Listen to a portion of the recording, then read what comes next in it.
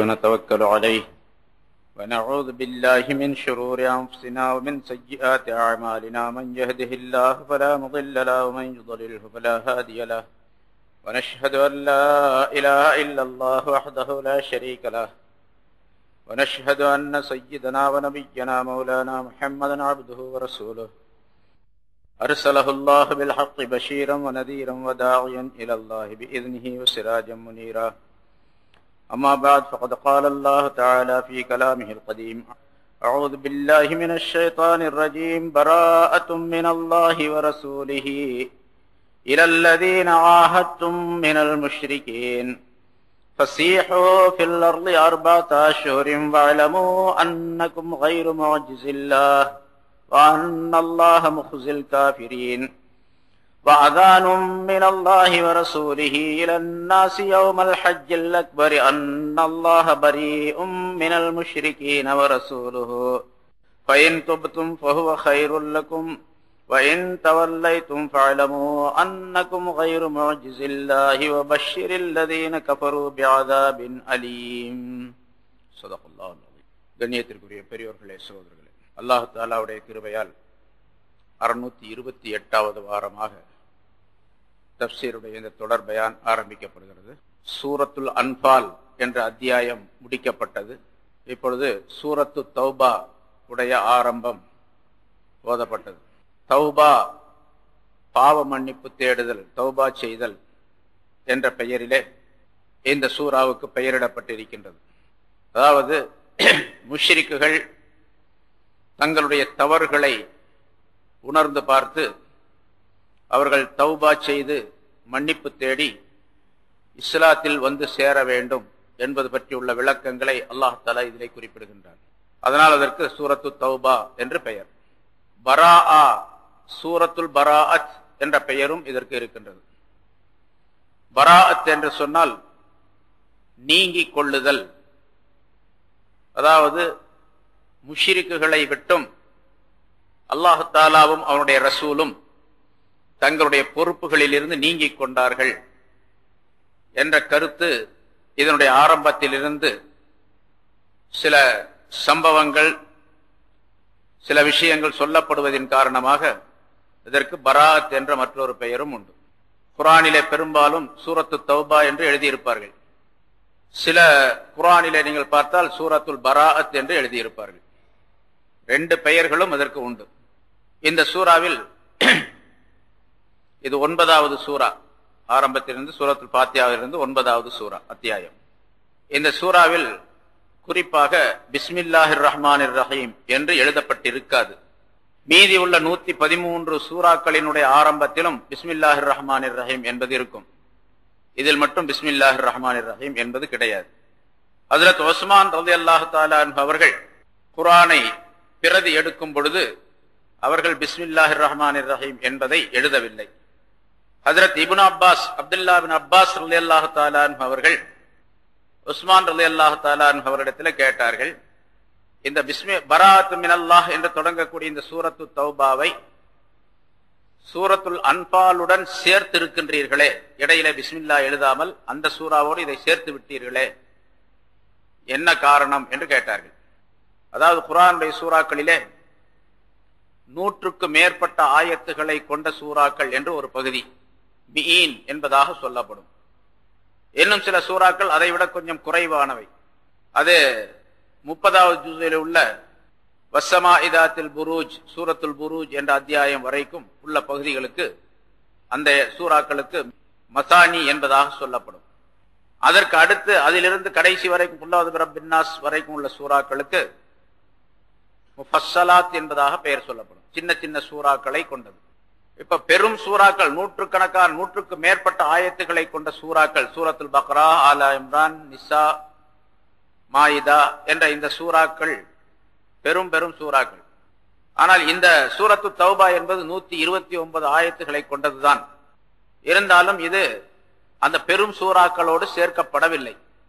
இப்னு Abbas ரலியல்லாஹு தஆலா அன்ஹு அவர்கள் உஸ்மான் ரலியல்லாஹு அன்ஹு அவர்கள் கேட்கின்றார்கள், அந்த பெரும் சூறாக்களோடு இதனையும் நீங்கள் சேர்த்து இருக்கின்றீர்களே, இடையிலே பிஸ்மில்லாஹிர் ரஹ்மானிர் ரஹீம் என்பதை எழுதவில்லையே, என்ன காரணம் என்பதாக கேட்டார்கள்.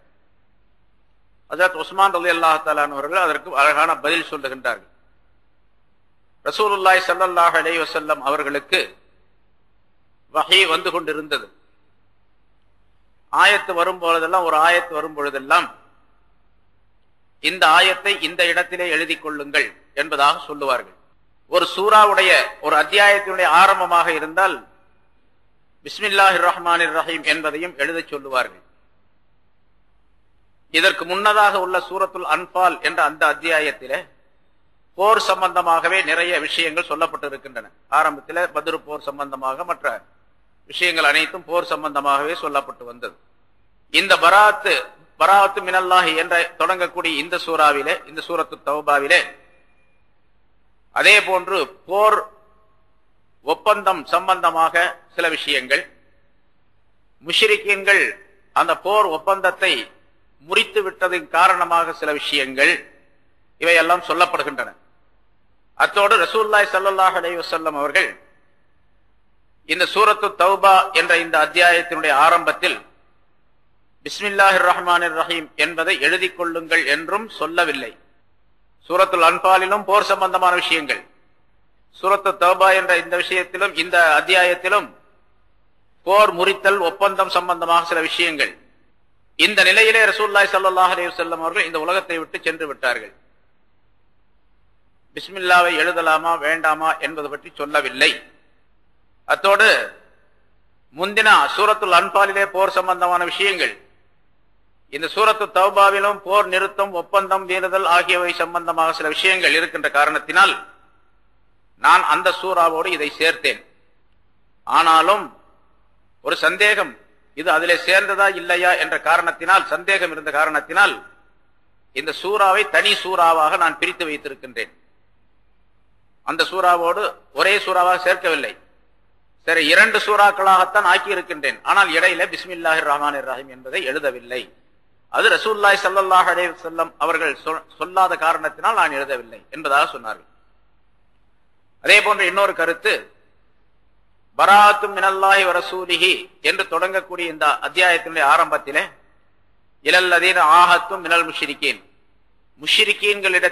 முஷ்ரிக்கீன்களில் இருந்து நீங்கள் யாரிடத்தில் ஒப்பந்தம் செய்து இருந்தீர்களோ அப்படிப்பட்ட அந்த ஒப்பந்தத்தை அவர்கள் முறித்து விட்ட காரணத்தினால் அல்லாஹ்வில் இருந்தும் அவருடைய ரசூலில் இருந்தும் நீங்கிக் கொள்ளுதல், இந்த சொல்லப்படக்கூடிய இந்த விஷயம் அல்லாஹ்வில் இருந்தும் அவருடைய ரசூலில் இருந்தும் அவர்கள் நீங்கிக் கொள்ளுவதாகும். அதாவது அல்லாஹ் தஆலா தன்னுடைய பொறுப்பை, ரசூல் தன்னுடைய பொறுப்பை நீக்கிக் கொள்வது என்பதாகும் என்று முஷ்ரிக்கீன்களுக்கு எச்சரிக்கை செய்யக்கூடியதாகவும், முஷ்ரிக்கீன்களை பற்றி பல்வேறு விஷயங்கள் பின்னாலே சொல்லப்படுகின்ற காரணத்தினாலும் ஆரம்பத்திலே அது அவர்களுக்கு தண்டனைக்குரிய விஷயமாக சொல்லப்படுகின்றது.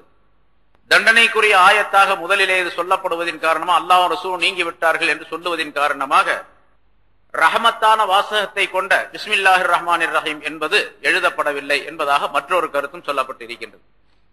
ஆக பிஸ்மில்லாஹிர் ரஹ்மானிர் ரஹீம் என்பது எழுதப்படாததற்கு 2 காரணங்கள். ஒன்று, ரசூலுல்லாஹி ஸல்லல்லாஹு அலைஹி வஸல்லம் சொல்லல. முந்தின சூறாவும் இந்த 2 சூறாவும் ஒரே கருத்தை கொண்டதாக இருக்கின்றது. அதிலே இடையில பிஸ்மில்லா தேவையில்லை என்பதாக விடப்பட்டிருக்கிறது. இந்த ஆயத்திலே, இந்த சூறாவிலே ஆரம்பத்திலே பிஸ்மில்லாஹ் எழுதப்படவில்லை. ஆக ஓதக்கூடிய நாமும் அஊது பில்லாஹி மினஷ் ஷைத்தானிர் ரஜீம் என்று ஆரம்பித்து பராஅத்து மினல்லாஹி வ ரசூலிஹி இலல்லதீன ஆஹத்தும் மினல் முஷ்ரிக்கீன் என்று தொடங்கி ஓதிக்கொள்ள வேண்டும். தொடர்ந்து ஓதிக்கொண்டே வருகின்றோம் என்று வைத்துக் கொள்வோம். அதாவது சூரத்துல் அன்பால் ஓதி முடிக்கின்றோம், பிறகு இந்த பராஅத்து மினல்லாஹ் என்ற சூறாவை ஆரம்பிக்கின்றோம் என்று இருந்தால் அப்பொழுதும் இடையிலே பிஸ்மில்லாஹிர் ரஹ்மானிர் ரஹீம் சொல்லக்கூடாது. சொல்லுவது வெறுப்பிற்குரியது, அதாவது அது அல்லாஹ் தஆலாவுடைய ரசூலுடைய முறைக்கு மாற்றமானது என்பதாக சொல்லப்பட்டிருக்கிறது. மறந்துட்டு சொல்லிட்டா ஒன்றும் பிரச்சனை இல்லை. மறந்துட்டு ஓதக்கூடிய வழக்கத்தில் சொல்லி போடுறார், அப்ப பிரச்சனை இல்லை. வேணும்னே பிஸ்மில்லாஹிர் ரஹ்மானிர் ரஹீம் என்று இந்த சூறாவினுடைய ஆரம்பத்தில் சொல்லக்கூடாது. குர்ஆன்ல எழுதப்படவில்லை. 114 சூறாக்களிலே 113 சூறாக்களில் மட்டுமே ஆரம்பத்தில் பிஸ்மில்லாஹிர் ரஹ்மானிர் ரஹீம் இருக்கின்றது. ஆனா 114 பிஸ்மில்லாஹிர் ரஹ்மானிர் ரஹீம் குர்ஆன்ல இருக்குது.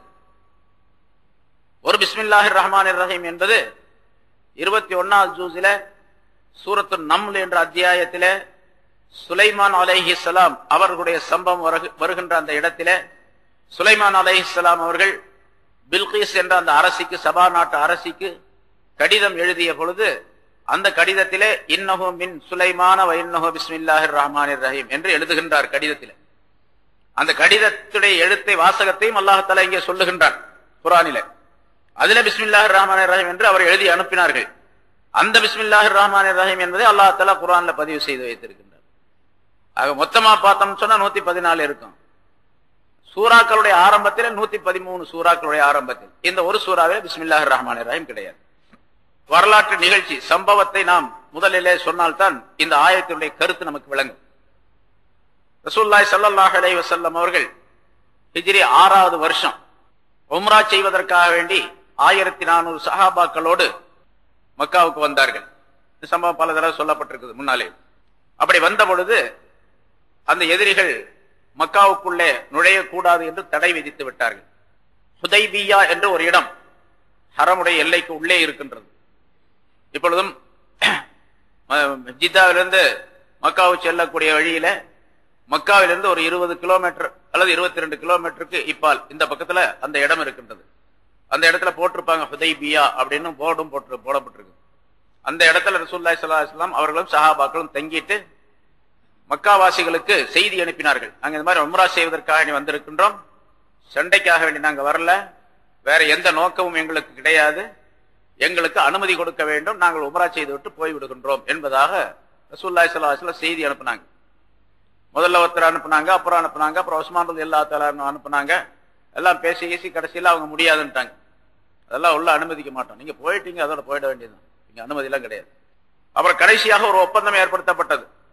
10 வருஷத்திற்கு நம்ம 2 பேரும் யாரும் சண்டையே செய்யறது இல்லை, ஒருவருக்கொருவர் சண்டை செய்வதில்லை என்பதாக ஒரு ஒப்பந்தம் செய்து கொண்டார்கள். அது நீண்ட வரலாறு. ஹுதைபியாவுடைய ஒப்பந்தம் என்பது வரலாற்று பிரசித்தி பெற்றது. அதுல பல விஷயங்கள் எழுதப்பட்டன. மக்காவிலே இருந்த அந்த கூட்டத்தை கபீலாக்கள், ஒவ்வொரு கூட்டமாக குழுவாக அவர்கள் இருப்பார்கள், கபீலாக்கள் என்பதாக சொல்லப்படும். அதுல குறிப்பாக ஹுஸா என்ற ஒரு கூட்டத்தினர், ஒரு கபீலா, அவர்கள் ரசூலுல்லாஹி ஸல்லல்லாஹு அவர்கள் ஈமான் கொள்ளல, இருந்தாலும் ரசூலுல்லாஹி ஸல்லல்லாஹு அலைஹி வஸல்லம் அவர்களுடைய ஒப்பந்தத்தை ஆதரித்து இவர்களோடு சேர்ந்து கொண்டார்கள். ரசூலுல்லாஹி ஸல்லல்லாஹு அலைஹி வஸல்லம் அவர்களோடு நாங்கள் எங்களுடைய உடன்படிக்கையில உங்களோடு சேர்ந்து விடுகின்றோம் என்று சொல்லிக் கொண்டார்கள்.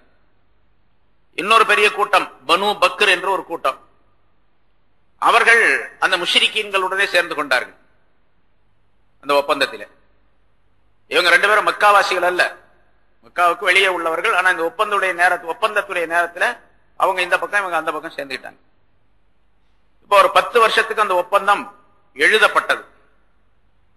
ரசூலுல்லாஹி ஸல்லல்லாஹு அலைஹி வஸல்லம் அவர்கள் அதுக்கு பின்னால் அந்த ஒப்பந்தத்துல கடைசியாக சொல்லப்பட்ட செய்தி, இந்த வருஷம் உங்களுக்கு உள்ளே வருவதற்கு அனுமதி கிடையாது, நீங்க திரும்பி மதீனாவுக்கு போயிடணும், உம்ராவை கலா செய்து கொள்ளலாம், அடுத்த வருஷம் வந்து நீங்க அடுத்த வருஷம் வந்தா 3 நாள் உங்களுக்கு டைம் தரப்படும், 3 நாளைக்குள்ள நீங்க மக்காவில வந்து உங்களுடைய உம்ராவை நிறைவேற்றி விட்டு போய்விட வேண்டும் என்பதாக அந்த ஒப்பந்தம் எழுதப்பட்டது. ரசூலுல்லாஹி ஸல்லல்லாஹு அலைஹி வஸல்லம் அதே மாதிரி அடுத்த வருஷம் ஹிஜ்ரி 7வது வருஷம் திரும்ப வந்தாங்க, உம்ரா செய்தார்கள், திரும்ப சென்றார்கள். இந்த முதல் உள்ள உம்ராவை கலா செய்தார்கள். அதை இப்ப உம்ரா செய்யல, எல்லாமே எஹ்ராம் கட்டி இருக்கிறாங்க. இப்ப எஹ்ராம் கட்டிட்டு உம்ரா செய்யாவிட்டால் என்ன செய்யறது? தடை செய்யப்பட்டார்கள். இப்பொழுதும் அப்படித்தான். இங்க இருந்து போறோம்னு வச்சுங்க, எஹ்ராம்லாம் கட்டிட்டு உம்ராவுக்காக வேண்டி போறோம் அல்லது ஹஜ்ஜுக்காக வேண்டி போறோம், இடையில ஒரு தடை ஏற்பட்டு போச்சு. அந்த தடையின் காரணமாக மக்காவுக்குள்ள யாருமே போகக்கூடாது, எல்லாம் திரும்பி ஊருக்கு போகணும் அப்படின்னு சொல்லிட்டாங்கன்னு வச்சுங்க. அரசாங்கத்தின் மூலமாக, இந்த அரசாங்கமோ அந்த அரசாங்கமோ அல்லது வேறு எந்த அரசாங்கமோ தடை ஏற்பட்டபடி திரும்ப ஊருக்கு வர வேண்டியதா ஆயிப்போச்சு. என்ன செய்யறது அப்படின்னு கேட்டா, நம்ம ஒரு குர்பானி, அதான் அவங்க ரசூலுல்லாஹி ஸல்லல்லாஹு அலைஹி வஸல்லம் போகும்போது ஒவ்வொருவரும் அவர்கள் குர்பானி பிராணியை கொண்டு சென்றார்கள், கூட ஆடு அல்லது ஒட்டகம் கொண்டு சென்றார்கள், கொண்டு போனாங்க. அந்த ஒட்டகத்தையும் ஆட்டையும் அங்கே அறுத்து குர்பானி கொடுத்து விட்டு தங்களுடைய எஹ்ராமை களைந்து விட்டார்கள். திரும்ப ஊருக்கு வந்துட்டாங்க, மதீனாவுக்கு போயிட்டாங்க. அதே மாதிரி தான் இப்பவும் சட்டம். நம்ம என்ன பண்ணணும்? ஒரு குர்பானி கொடுக்கணும். எஹ்ராமை களைவதாக இருந்தால் குர்பானி கொடுக்கணும். அதாவது குர்பானி கொடுத்து முடியெடுத்துக் கொண்டால் அந்த எஹ்ராமை களைந்து விட வேண்டும். ஆனா இப்ப நம்ம போற நேரத்துல உம்ராவும் செய்யல அல்லது ஹஜ் செய்யல, திரும்பி வந்துட்டோம். இப்ப என்ன செய்யணும்? திரும்ப அந்த உம்ராவையோ ஹஜ்ஜையோ கலா செய்யணும், மறுபடியும் போய். அதே மாதிரி ரசூலுல்லாஹி ஸல்லல்லாஹு அலைஹி வஸல்லம் அவர்கள் செய்து காட்டிய வழிமுறை. ரசூலுல்லாஹி ஸல்லல்லாஹு அலைஹி வஸல்லம் அதே மாதிரி செஞ்சாங்க. அடுத்த வருஷம் 7வது வருஷம் வந்தாங்க, உம்ராவை கலா செய்தார்கள். எல்லா சஹாபாக்களும் வந்தாங்க, கலா செய்தார்கள். இந்த ஒரு வருஷம் வரைக்கும் எந்த பிரச்சனையும் இல்லை. இவங்க என்ன ஒப்பந்தம் எழுதினார்களோ அந்த ஒப்பந்தப்படி 2 பேரும் நடந்துகிட்டு இருந்தாங்க. இவங்களும் அவங்களும் நடந்துகிட்டு இருந்தாங்க. ஹிஜ்ரி 8வது வருஷம், அடுத்த ஆண்டு, ரசூலுல்லாஹி ஸல்லல்லாஹு அலைஹி வஸல்லம் அவர்களுக்கு ஒரு பெரிய நெருக்கடி. ரோம் நாட்டை சேர்ந்தவர்கள் போர் தொடுத்து வருகின்றார்கள் அப்படிங்கிற செய்தி.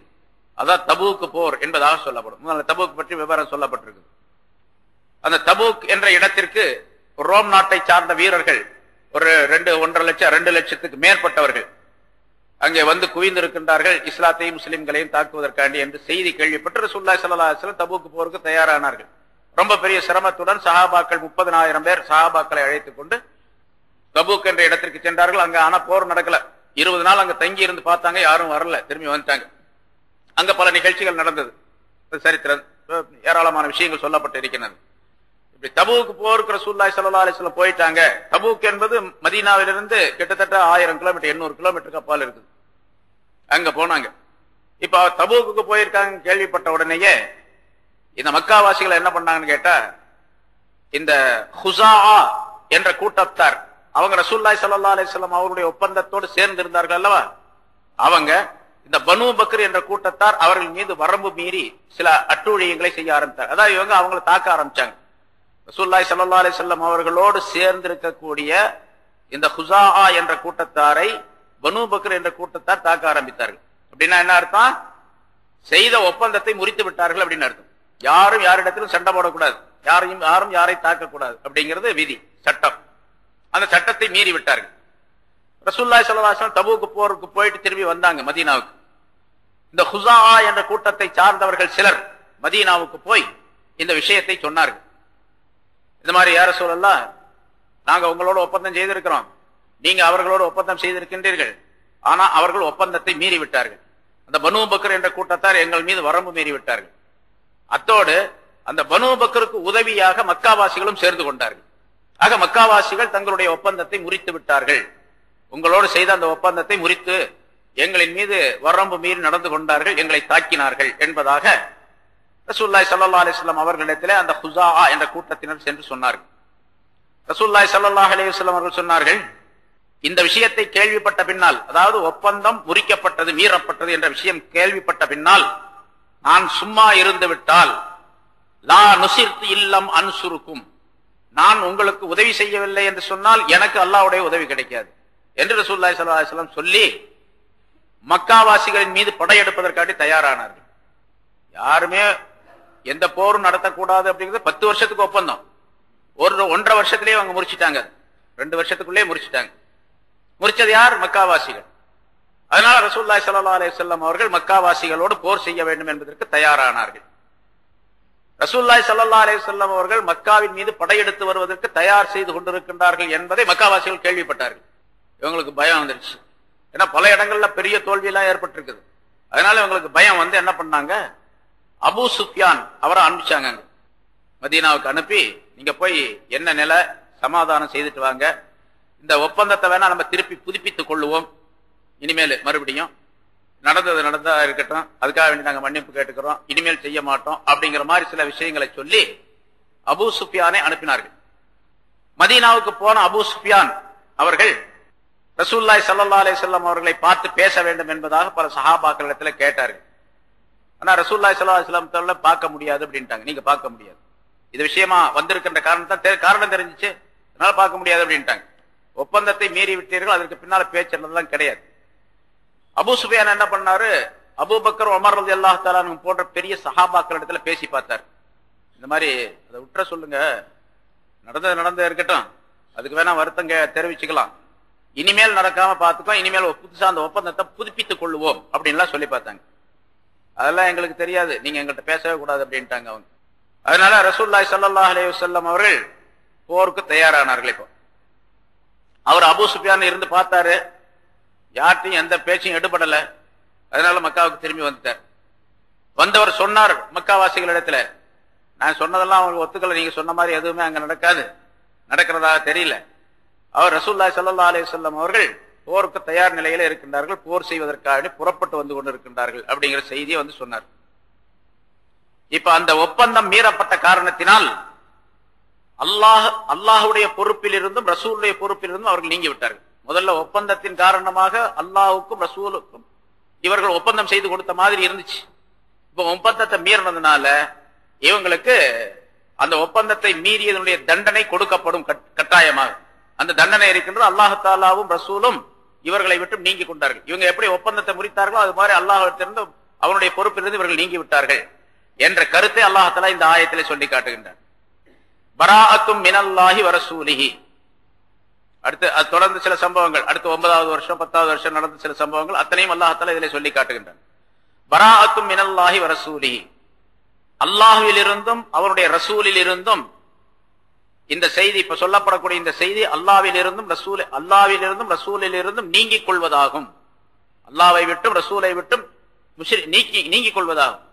யாருக்கு இந்த நீங்கிக் கொள்ளக்கூடிய இந்த வாக்குறுதி தரப்படுகின்றது என்று சொன்னால், இலல்லதீன ஆஹத்தும் மினல் முஷ்ரிகீன, முஷ்ரிகீன்களில் இருந்து நீங்கள் யாரிடத்தில் ஒப்பந்தம் செய்திருந்தீர்களோ, உடன்படிக்கை செய்திருந்தீர்களோ அவர்களின் பக்கம் அல்லாஹ்விடத்திலிருந்தும் அவருடைய ரசூலிடத்திலிருந்தும் இது ஒரு உரிமை சீட்டாகும், விலகிக் கொள்ளக்கூடிய சீட்டாகும், விலகிக் கொள்ளக்கூடிய பத்திரமாகும் என்று அல்லாஹ் தஆலா குறிப்பிடுகின்றார்.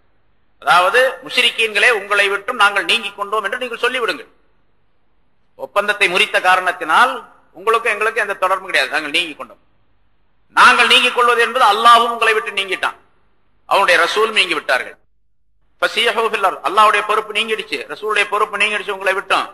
நீங்க இப்ப பூமியில 4 மாசத்துக்கு நீங்க ஃப்ரீயா இருக்கலாம், எங்க வேணாலும் போகலாம் வரலாம்.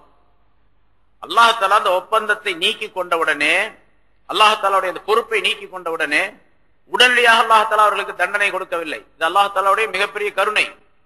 அது கருணை மட்டுமல்ல, பொதுவாக அரசியல் சம்பந்தப்பட்ட விஷயத்திலே ஒரு நாட்டுக்கும் இன்னொரு நாட்டுக்கும் ஒப்பந்தம் நடைபெறுகின்றது என்று வைத்துக் கொள்வோம்.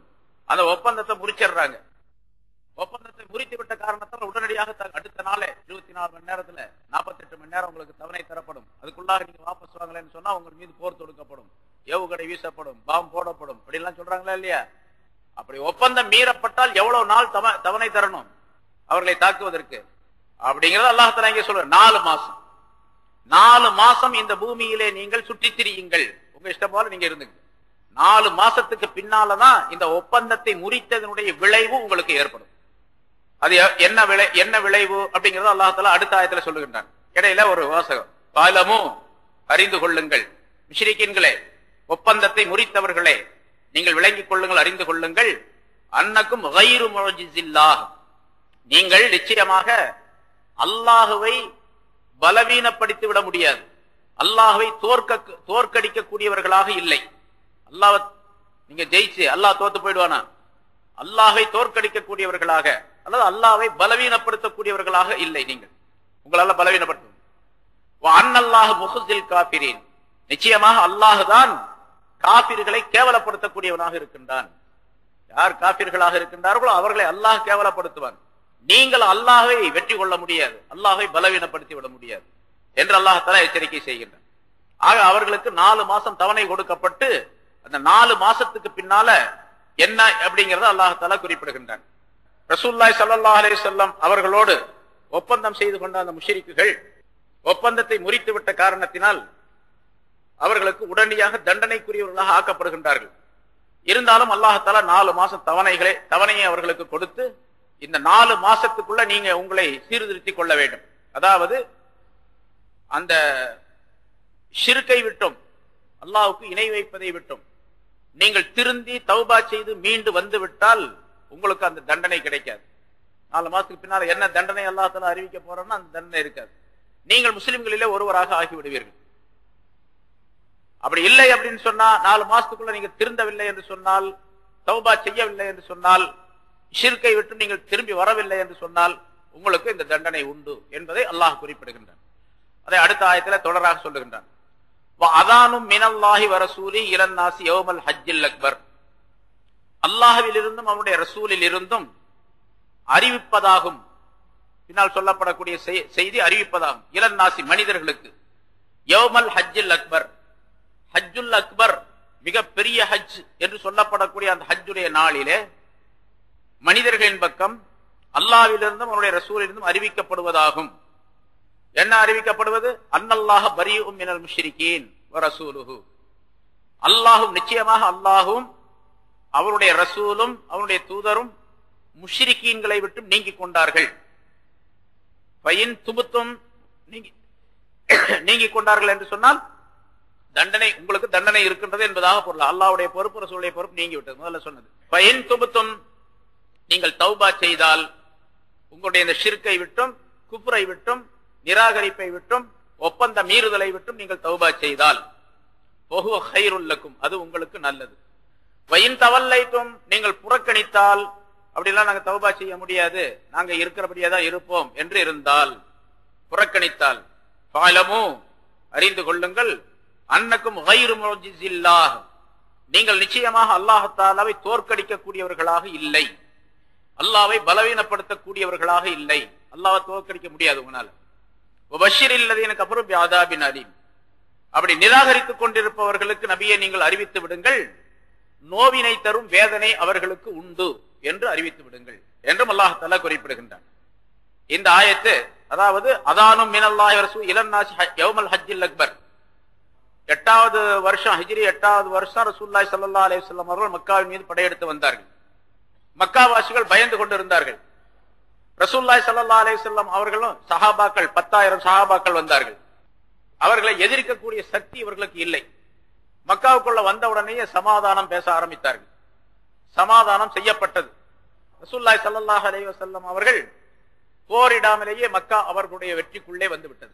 இது ஹிஜ்ரி 8வது வருஷம் ரமலான் மாதம் 10வது நாள், பிறை 10வது நாள் ரமலான் மாதம் பிறை 10ல மக்கா வெற்றி கொள்ளப்பட்டது. ரசூலுல்லாஹி ஸல்லல்லாஹு அலைஹி வஸல்லம் அவர்கள் பொதுவாக ஒரு அறிவிப்பு செய்தார்கள். அந்த மக்காவாசிகள் இந்த வெற்றிக்கு பின்னால் மிகப்பெரிய பயம் உடையவர்களாக இருந்தார்கள். ஏன்னா ரசூலுல்லாஹி ஸல்லல்லாஹு அலைஹி வஸல்லம் அவர்களுக்கு 13 ஆண்டுகளாக மக்காவில எவ்வளவு பெரிய துன்பங்களை தந்து கொண்டிருந்தார்கள், எவ்வளவு பெரிய கஷ்டம் கொடுத்தாங்க, எத்தனை விதமான துன்பங்களை தந்தார்கள். அந்த மனிதர்கள் எல்லாம் இன்னும் இருந்து கொண்டிருக்கின்றார்கள். இவங்களுக்கெல்லாம் பயம். இப்ப ரசூலுல்லாஹி ஸல்லல்லாஹு அலைஹி வஸல்லம் அவர்கள் ஆட்சியை கைப்பற்றி விட்டார்கள், மக்காவை கைப்பற்றி விட்டார்கள். மக்காவிலே ஏகபோக சக்கரவர்த்தியாக ரசூலுல்லாஹி ஸல்லல்லாஹு அலைஹி வஸல்லம் அவர்கள் இப்ப இருந்து கொண்டிருக்கின்றார்கள். என்ன வேண்டுமானாலும் அவர்கள் செய்யலாம். மக்காவில் இருக்கக்கூடிய அத்தனை பேரையும் கூட கொலை செய்யலாம். ஏன்னா நீங்கள்லாம் இஸ்லாத்திற்கும் முஸ்லிம்களுக்கு எதிராக இருந்தீர்கள், அல்லாஹ் ரசூலுக்கு எதிரிகளாக இருந்தீர்கள், ஆகவே நீங்கள் கொலை செய்யப்பட வேண்டும் என்று ஒரு பிரகடனப்படுத்தவும் முடியும். ஆனா ரசூலுல்லாஹி ஸல்லல்லாஹு அலைஹி வஸல்லம் அவர்கள் மக்கா வெற்றியான உடனேயே, எதிரிகள் சரணடைந்த உடனேயே ஸல்லல்லாஹு அலைஹி வஸல்லம் அவர்கள் பொதுவாக ஒரு அறிவிப்பை செய்தார்கள். எல்லாம் பயந்துகிட்டு இருந்தாங்க, நம்ம எல்லாருடைய தலையும் போயிடும் கண்டிப்பா அப்படின்னு. அதே மாதிரி சிலர் என்ன செஞ்சாங்கன்னு கேட்டா, மக்காவை விட்டு வெளியே போக ஆரம்பித்தார்கள். தெரியாம, யாருக்கும் தெரியாம மக்காவை விட்டு வெளியே போக ஆரம்பிச்சாங்க. அவங்க போயிட்டாங்க. சில பேர் இருக்கக்கூடியவர்களும் கூட பயந்து கொண்டிருந்தார்கள். மிகப்பெரிய மனிதர்கள் எல்லாம் இருந்தார்கள், பயந்துகிட்டு இருந்தாங்க. ரசூலுல்லாஹி ஸல்லல்லாஹு அலைஹி வஸல்லம் அவர்கள் பொதுவாக ஒரு அறிவிப்பு செய்தார்கள். லா தஸ்ரீப அலைக்குமுல் யௌம் யக்ஃபிருல்லாஹு லக்கும் என்ற இந்த ஆயத்தை சொன்னார்கள். இது நபி யூசுப் அலைஹிஸ்ஸலாம் அவர்கள் தங்களுடைய சகோதரர்கள் தங்களுக்கு செய்த பாதகமான செயல்களை எல்லாம் மறந்து மன்னித்து, கடைசி நேரத்தில் அவர்கள் ஆட்சி பீடத்தில் இருக்கக்கூடிய நேரத்தில் அந்த சகோதரர்கள் எல்லாம் இவர்களிடத்தில் வந்து மன்னிப்பு கேட்ட நேரத்தில் சொன்ன விஷயம். அல்லாஹ் தஆலா குர்ஆனிலே சூரத் யூசுப் என்ற அடுத்த அத்தியாயத்தில் அதை சொல்லி காட்டுகின்றான். யூசுப் அலைஹிஸ்ஸலாம் தங்களுடைய சகோதரர்களை பார்த்து சொன்னார்கள், நீங்க ஒன்னும் பயப்பட வேண்டாம், லா தஸ்ரீப அலைக்குமுல் யௌம், இன்றைய நாளிலே உங்களின் மீது எந்த வரம்பு மீறுதலும் கிடையாது, எதையும் வரம்பு மீறி நான் செய்திட மாட்டேன், யக்ஃபிருல்லாஹு லக்கும், அல்லாஹ் உங்களை மன்னிப்பான் அப்படின்னு சொன்னாங்க. அதே வாசகத்தை ரசூலுல்லாஹி ஸல்லல்லாஹு அலைஹி வஸல்லம் அவர்கள் மக்காவாசிகளை பார்த்து சொன்னார்கள், இன்று எந்த வரம்பு மீறுதலும் கிடையாது, உங்களுக்கு எந்த பாதகமும் கிடையாது, அல்லாஹ் தஆலா உங்களை மன்னிப்பானாக என்று சொன்னார்கள்.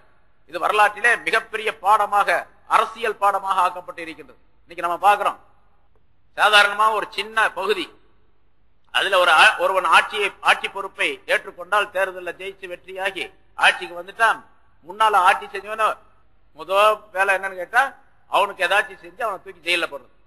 அந்த ஆட்சியாளனுக்கு யார் யார் ஆதரவாளர்களாக இருந்தார்களோ அவர்கள் எல்லாம் அந்த அவருடைய பொறுப்பிலிருந்து நீக்கப்படுகின்றார்கள், அல்லது அவர்கள் மாற்றப்படுகின்ற இடம் மாற்றம் செய்யப்படுகின்றார்கள். ஓ, நீ அந்த ஆட்சியில வந்து அவருக்கு சாதகமா இருந்தில்ல, அதனால உன்னை தண்ணி இல்லாத காட்டுல கொண்டு போய் போடுறேன் பாரு அப்படின்னு சொல்லிட்டு இவர் வேற இடத்துல கொண்டு போய் போட்டுறது. இப்படி நிறைய ஆட்சியில பழி வாங்கக்கூடிய தன்மைகள் நிறைந்திருக்கக்கூடிய இந்த காலகட்டத்தில் உலகத்துல எல்லாருமே அப்படித்தான். ஹிட்லருடைய ஆட்சி எடுத்துங்க, அதுக்கு முன்னால எடுத்துங்க, அதுக்கு முன்னால அமெரிக்காவில மற்ற இடங்கள்ல உலக வரலாற்றுல எங்க பார்த்தாலும் போர் களம் அப்படின்னு சொன்னா, போர் நடந்து முடிந்த பின்னாலே வெற்றியானவர்கள் யார் தோல்வியுற்றார்களோ அவர்களை சித்திரவதை செய்வது, அவர்களுக்கு கடுமையான தண்டனை கொடுப்பது, இப்படி நடந்து கொண்டிருக்கக்கூடிய காட்சியை பார்த்துக் கொண்டிருக்கின்றோம். அமெரிக்கா வெற்றியானது இருந்த மனிதர்களை எல்லாம் பழி வாங்கினார்கள். அதே மாதிரி ஈராக்கில் வெற்றி பெற்றார்கள். ஈராக்கில் இருந்த அந்த மனிதர்களை எல்லாம் பழி வாங்கினார்கள், பழி வாங்கி கொண்டிருக்கின்றார்கள். இன்னும் இதை நம்ம பார்க்கிறோம். ரசூலுல்லாஹி ஸல்லல்லாஹு அலைஹி வஸல்லம் அவர்கள் இப்படிப்பட்ட ஆட்சியாளர் அல்ல, ஏகபோக சக்கரவர்த்தியாக ரசூலுல்லாஹி ஸல்லல்லாஹு அலைஹி வஸல்லம் இருந்தார். என்ன வேணாலும் செய்ய முடியும், அதுவும் அல்லாஹ் தஆலாவுடைய உத்தரவுப்படி செய்ய முடியும், அது நியாயமானதும் கூட. ஆனாலும் ரசூலுல்லாஹி ஸல்லல்லாஹு அலைஹி வஸல்லம் சொன்னாங்க, இன்றைய தினத்திலே உங்களுக்கு எந்த விதமான வரம்பு மீறுதலும் கிடையாது, குற்றமில்லை, உங்களின் மீது அல்லாஹ் தஆலா உங்களை மன்னிப்பான் என்பதாக சொன்ன பொழுது அந்த மக்கள்லாம் ரொம்ப பெரிய ஆச்சரியப்பட்டாங்க. இப்படியே ஒரு மனிதர், இவரையா நாம் இந்த ஊரை விட்டு துரத்தினோம் என்பதாக சொல்லி கவலைப்பட்டார்கள். அதே நாளிலே, ஒரே நாளிலே, ஹிஜ்ரி 8வது ஆண்டு ரமலான் மாசம் பிறை 10 அன்றைக்கு வெற்றி கொள்ளப்பட்டது. அன்றைய தினத்திலே அதற்கு மறுநாள் ஒரு நாள் 2 நாள் தினங்களிலே 2000 பேருக்கு மேல மக்காவில் இருந்தவர்கள் இஸ்லாத்தை தழுவினார்கள். அதுல அபூ சுஃபியான் இருந்தார். அபூ சுஃபியான் கொஞ்ச நாளைக்கு முன்னால தூதராக அங்க போனார், மதீனாவுக்கு போனார் பேசுவதற்காக. இப்ப அபூ சுஃபியான் இஸ்லாத்தை தழுவி விட்டார். அதே போல ரசூலுல்லாஹி ஸல்லல்லாஹு அலைஹி வஸல்லம் அவர்களுக்கு மிகப்பெரிய எதிரியாக இருந்தவர்கள் எல்லாம், ஹிந்த் என்று ஒரு பெண் எவ்வளவு பெரிய கொடுமைகளை எல்லாம் செய்தால் அந்த பெண் என்று வரலாற்றில் சொல்லப்படுகின்றது. அந்த பெண்ணும் இஸ்லாத்தை தழுவினார்.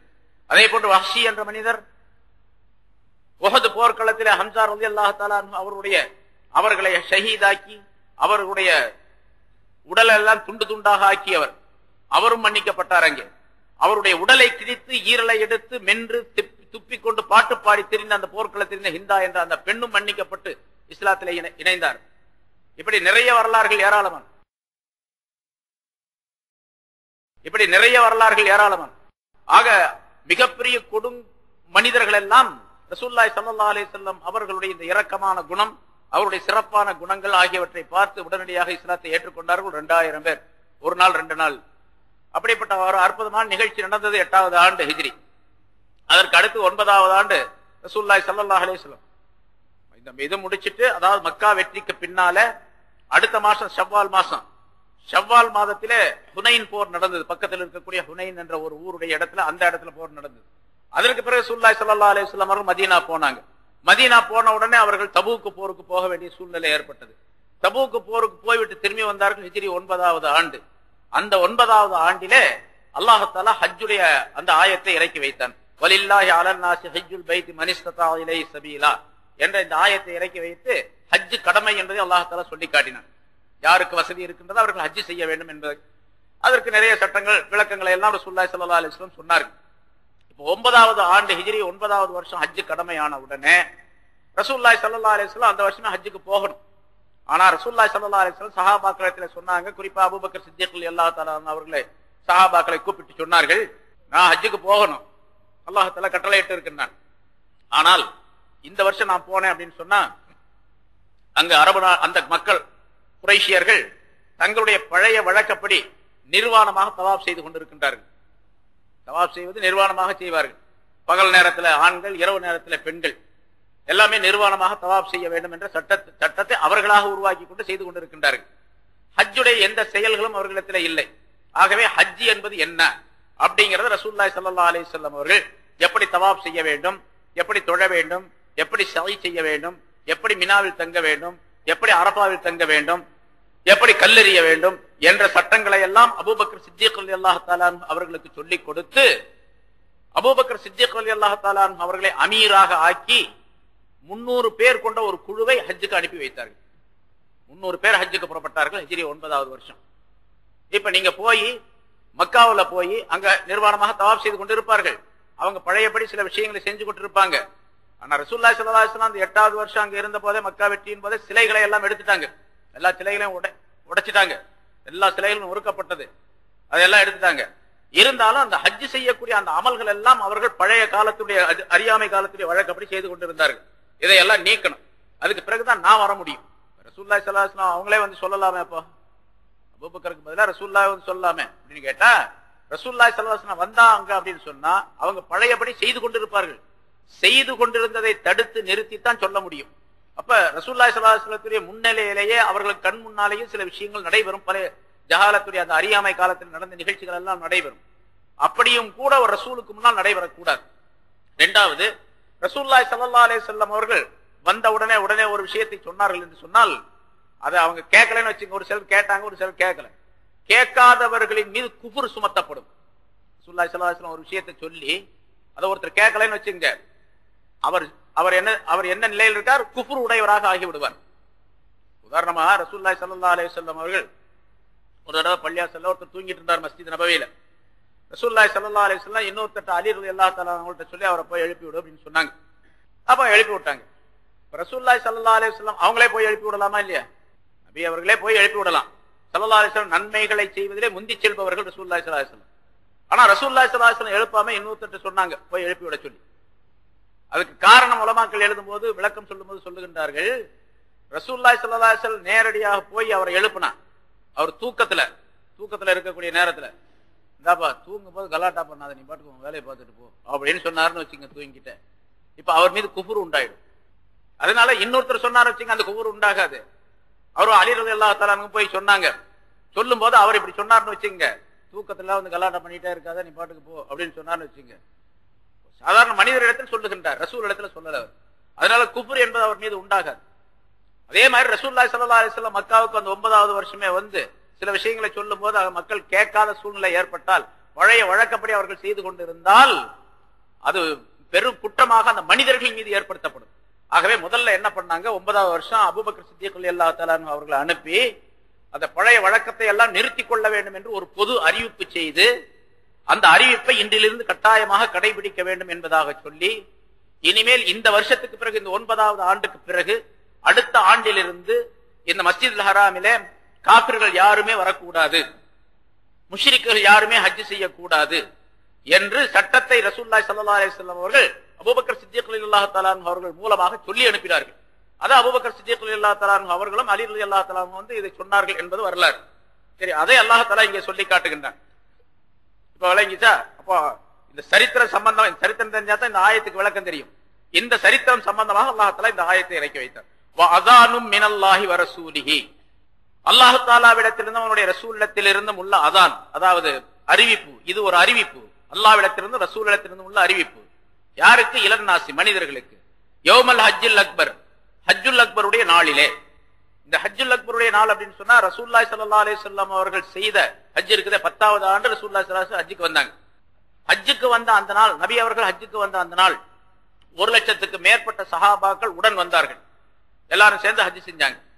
அந்த ஹஜ்ஜ ரசூலுல்லாஹி ஸல்லல்லாஹு அலைஹி வஸல்லம் அவர்களோடு சஹாபாக்கள் இந்த ஷிர்க்குடைய முறைகள் எல்லாம் ஒழிக்கப்பட்டு ரசூலுல்லாஹி ஸல்லல்லாஹு அலைஹி வஸல்லம் அவர்கள் புனிதமான முறையிலே ஹஜ்ஜை செய்த காரணத்தினால் அந்த ஹஜ்ஜுடைய நாளுக்கு பெயர் பெரிய ஹஜ்ஜு, ஹஜ்ஜுல் அக்பர், மிகப்பெரிய ஹஜ்ஜுடைய நாள் என்பதாக பெயரிடப்பட்டிருக்கிறது. அல்லாஹ் தஆலா அந்த கருத்து, அந்த வாசகத்தை இங்கே சொல்லி காட்டுகின்றான். இன்னும் சில பேருடைய கருத்து, ஹஜ்ஜுல் அக்பர் என்று சொன்னால் ரசூலுல்லாஹி ஸல்லல்லாஹு அலைஹி வஸல்லம் அவர்கள் அரஃபாவுடைய நாளிலே, அதாவது 9வது துல்ஹஜ் பிறை 9வது நாள்ல அரஃபாவுடைய மைதானத்தில் இருக்கக்கூடிய இருந்த அந்த நாள் இருக்குது, அது வெள்ளிக்கிழமை, ஜும்மாவுடைய நாள். ஜும்மாவுடைய நாளிலே அரஃபா மைதானத்திலே ரசூலுல்லாஹி ஸல்லல்லாஹு அலைஹி வஸல்லம் அவர்கள் தங்கி இருந்த காரணத்தினாலும், சட்டங்கள் அங்கே பல நிறைவேற்றப்பட்ட காரணத்தினாலும், அல்லாஹ் தஆலா இந்த தீனை நிரப்பமாக தந்து விட்டதாக வாக்களித்த ஆயத்தை இறக்கி வைத்த காரணத்தினாலும் அது பெரிய ஹஜ் என்பதாக பெயரிடப்பட்டிருக்கின்றது என்பதாக சிலருடைய கருத்து. இன்னும் சிலருடைய கருத்து, வெள்ளிக்கிழமையாக இருந்த காரணத்தினால் மட்டுமே அது ஹஜ்ஜுல் அக்பர் என்பதாக சொல்லப்படுகின்றது. ஆகவே எந்த வருஷத்திலே வெள்ளிக்கிழமை அரஃபாவுடைய நாள் வருகின்றதோ அந்த ஹஜ் எல்லாம் ஹஜ்ஜுல் அக்பர் என்பதாக சொல்லப்படும் என்பதாக சிலர் சொல்லுவார்கள். அதன்படி இப்ப நம்ம நாட்டிலையும் கூட உலகத்துல பரவலாக பழக்கம் இருக்கின்றது. இந்த வருஷம் ஹஜ்ஜுல் அக்பருங்க அப்படின்னு சொல்லுவாங்க. ஹஜ்ஜுல் அக்பர்னா வெள்ளிக்கிழமை அரஃபாவுடைய நாள் வந்தா ஹஜ்ஜுல் அக்பர் என்பதாக சொல்லப்படும் அப்படின்னு. ஆனா அது பெரும்பாலானுடைய கருத்தல்ல. சிலருடைய கருத்து அப்படி, வெள்ளிக்கிழமை ஹஜ்ஜுடைய நாள் வந்துச்சுன்னு சொன்னா, அரஃபாவுடைய நாள் வந்துச்சுன்னு சொன்னா அது ஹஜ்ஜுல் அக்பர் என்பதாக. ஏன்னா இன்னொரு ஹதீஸ்ல அது பலவீனமான ஹதீஸ் என்பதாக சொல்லப்பட்டு இருக்கின்றது. வெள்ளிக்கிழமை அன்று, அதாவது ஜும்மாவுடைய நாள் அன்று அரஃபா வந்து அதுல ஹஜ்ஜுடைய நாள், அந்த அரஃபாவுடைய நாள் வந்து விட்டால் அந்த ஹஜ், அது ஹஜ்ஜுல் அக்பர்.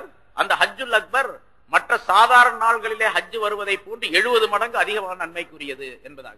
வெள்ளிக்கிழமை அரஃபாவுடைய நாள் வந்துச்சுன்னு சொன்னா ஹஜ்ஜுல் அக்பர். ஹஜ்ஜுல் அக்பருடைய அந்த ஹஜ் மற்ற சாதாரண காலங்களிலே ஹஜ் செய்தால், அதாவது அரஃபாவுடைய நாள் வந்தால் என்ன நன்மை கிடைக்குமோ அது மாதிரி 70 மடங்கு 70 ஹஜ்ஜுடைய நன்மை அந்த ஒரு நாளைக்கு உண்டு, ஒரு ஹஜ்ஜுக்கு உண்டு அப்படின்னு சொல்லி. இது சிலருடைய கருத்து. அப்படி இருந்தா ஹஜ்ஜுல் அக்பர், அதாவது வெள்ளிக்கிழமை வர்ற மாதிரி யார் யாரெல்லாம் ஹஜ் செய்கின்றார்களோ அவர்களெல்லாம் 70 ஹஜ் செஞ்ச நன்மை கிடைக்கும் அப்படின்னு அர்த்தம். சிலர் அந்த கருத்தையும் சொல்லுகின்றார்கள். ஆனா பெரும்பாலான உலமாக்களுடைய கருத்து அதுவல்ல.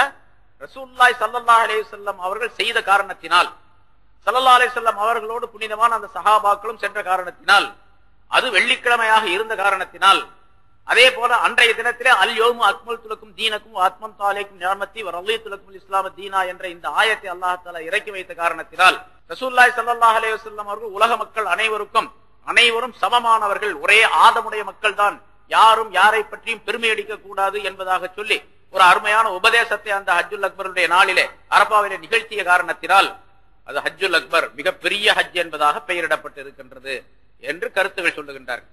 சரி, அந்த நாளிலே மனிதர்களின் பக்கம் அல்லாஹ்வில் இருந்தும் அவருடைய ரசூலில் இருந்தும் இது அறிவிப்பு செய்வதாகும். என்ன அறிவிப்பு செய்தார் அல்லாஹ் தஆலா ரசூலும்? அன்னல்லாஹ பரீஉம் மினல் முஷ்ரிகீன வ ரசூலுஹு, அல்லாஹ்வும் அவருடைய ரசூலும் முஷ்ரிகீன்களை விட்டு நீங்கி கொண்டார்கள். முஷ்ரிகீன்களுடைய ஒப்பந்தத்தை விட்டு நீங்கி கொண்டார். இவங்க ஒப்பந்தத்தை புரிச்சதுனால அல்லாஹ் நீங்கிட்டா, ரசூல் நீங்கி விட்டு அப்படின்னு சொல்லிட்டு அல்லாஹ் தஆலா அடுத்து சொல்லுகின்றான், ஒப்பந்தத்தை முறித்த முஷ்ரிகீன்களே, ஒப்பந்தத்தை முறித்து விட்ட முஷ்ரிகீன்களே, பயின் துபுத்தும், நீங்கள் தௌபா செய்தால் அப்படின்னு சொன்னா அவங்க தௌபா செய்தா என்ன அர்த்தம்? ஷிர்க விட்டு வரணும், இஸ்லாத்தை ஏற்றுக்கொள்ளணும், அதான் அவங்களுக்கு தௌபா.